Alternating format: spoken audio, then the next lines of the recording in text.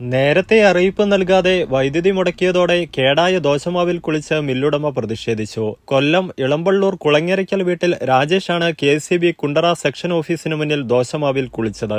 വേലുത്തമ്പി നഗറിലെ തന്റെ ധാന്യമില്ലിൽ ദോശമാവ് തയ്യാറാക്കി പാക്ക് ചെയ്ത് കടകളിൽ നൽകുന്ന സംരംഭം നടത്തുകയാണ് രാജേഷ്. ഉച്ചയ്ക്ക് 1 മണി മുതൽ 3 വരെ വേലുത്തമ്പി നഗറിൽ വൈദ്യുതി മുടങ്ങുമെന്ന അറിയിപ്പ് ലഭിച്ചിരുന്നു. ഇതിനു മുൻപ് അരിയാട്ടുന്ന ജോലി പൂർത്തിയാക്കാനായി രാവിലെ 6 മണിക്ക് പണി തുടങ്ങിയെങ്കിലും 11 മണിയോടെ വൈദ്യുതി വിതരണം നിലച്ചു. ഉച്ചയ്ക്ക് 1 മുതൽ 3 വരെ വേലുത്തമ്പി നഗറിൽ വൈദ്യുതി മുടങ്ങുമെന്ന അറിയിപ്പ് ലഭിച്ചിരുന്നു. ഇതിനു മുൻപ് അരിയാട്ടുന്ന ജോലി പൂർത്തിയാക്കാനായി രാവിലെ 6 മണിക്ക് പണി തുടങ്ങിയെങ്കിലും 11 മണിയോടെ വൈദ്യുതി വിതരണം നിലച്ചു. മണിക്കൂറുകൾ കഴിഞ്ഞിട്ടും വൈദ്യുതി എത്തിയില്ല. പാകമാകാത്ത മാവ് ആട്ടുകല്ലിൽ കിടന്ന് പുളിച്ചുപോയത് കണ്ട് അരിയും ഉഴുന്നും അധ്വാനവുമെല്ലാം നഷ്ടമായതോടെയാണ് ഉച്ചയ്ക്ക് രാജേഷ് വൈദ്യുതി ഓഫീസിലെത്തി പ്രതിഷേധിച്ചത്. ഇതേ സമയം തന്നെ 11 മുതൽ വൈദ്യുതി മുടങ്ങുമെന്ന സന്ദേശം ഫോണിലെത്തിയെന്നും പറയപ്പെടുന്നു. മുക്കടയിലെ ട്രാൻസ്ഫോർമർ മാറ്റിവെക്കുന്നതിനാണ് വൈദ്യുതി ബന്ധം വിച്ഛേദിച്ചത്. സമീപത്തെ 11 kV ഫീഡറുകളും ഇതിനായി ഓഫ് ചെയ്യേണ്ടി വന്നു. മൊബൈലിൽ നേരത്തെ മെസ്സേജ് നൽകിയിരുന്നു. ഇത് ലഭിക്കാൻ വൈകിയതാകാം കാരണമെന്ന് കെ.എസ്.ഇ.ബി. എഞ്ചിനീയർ അറിയിച്ചു.